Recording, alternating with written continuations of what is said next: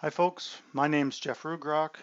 I am your code instructor for this semester, and I just want to talk to you in this video quickly about norms and standards.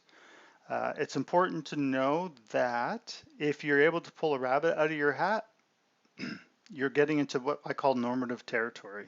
Standards, on the other hand, are the codes as they're written. The codes as they're written is what you'll be tested on, and I would ask you stick with that. As an example, if I ask you what the maximum speed is on the 401 highway, you would tell me the maximum is 100 kilometers per hour. You will not tell me, oh, you can do 120 because everybody does 120 kilometers an hour. That would be pulling a rabbit out of your hat. Please don't do that. Stick with what the code says. Um, that being said, the norms, or pulling a rabbit out of your hat if you wish, is totally normal. There's three general parts to a norm. You have interpretations, which I like to refer to as interpretive dance. It looks beautiful, but nobody really knows what you're doing. Then you have best practices, and this is where plumbers, for one reason or another, have had to find a workaround for a code, so they develop their own best practice that kind of conquers maybe a few codes at a time or conflict between codes, and they'll call that a best practice. But the mother of all norms are local precedents. When a municipality who does do our inspections tells you that's not how we do it here, you need to listen because that's your building inspector.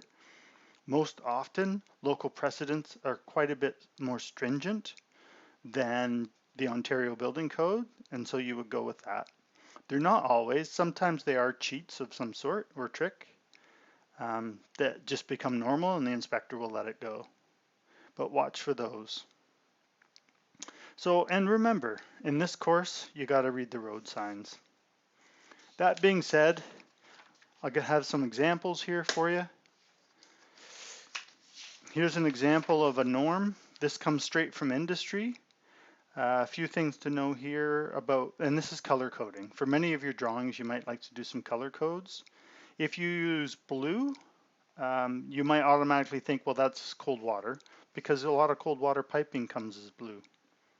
Even fittings and fixtures, this is the top of a water heater. The liner is even blue. So blue is often used for cold water, and conversely, hot would be red.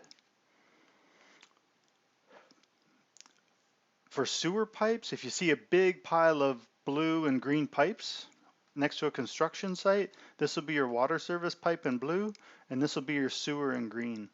Of course, this is a norm, not a standard. What you will find is that sewer pipes come in white as well for the smaller sizes. And then, of course, even thinking of drainage pipes, black ABS or gray PVC.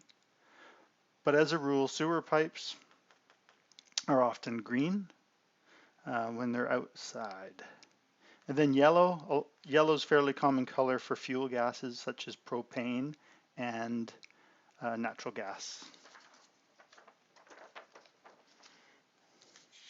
Next up, very similar,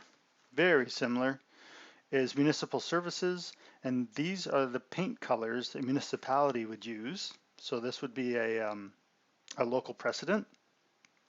So they'd often use green for sewers to mark where those sewers are under the street, yellow for gas, blue for cold water supply, and then red is often used for hydroelectric or communication wires. Orange too, orange and red. So there's no hot water piping underground. But those are fairly common in the industry, both of those. There is actually a standard. ASTM publishes a standard, and they use green for any kind of water and yellow for hazardous goods. So if you look around the building, that's what these pictures are. You'll see that yellow can be compressed air or hot water heating piping, whereas cold can actually be a storm drain or chilled water. These standards are so broad, different kinds of water and different kinds of hazards, they're very hard to use, very hard to use. And last of all, and we're almost done, we have academia. So in the 1900s, color codes were a little bit harder to come by.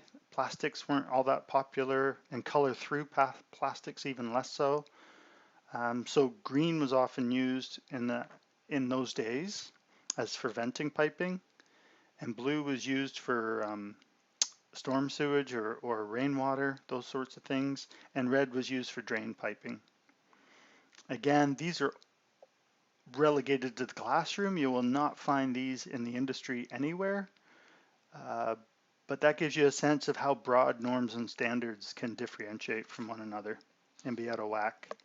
Anyways, I'm Jeff Rugrock, All Things Code, for your second semester codes class this year. I hope you got something out of that. Next up, we're going to talk about the course itself.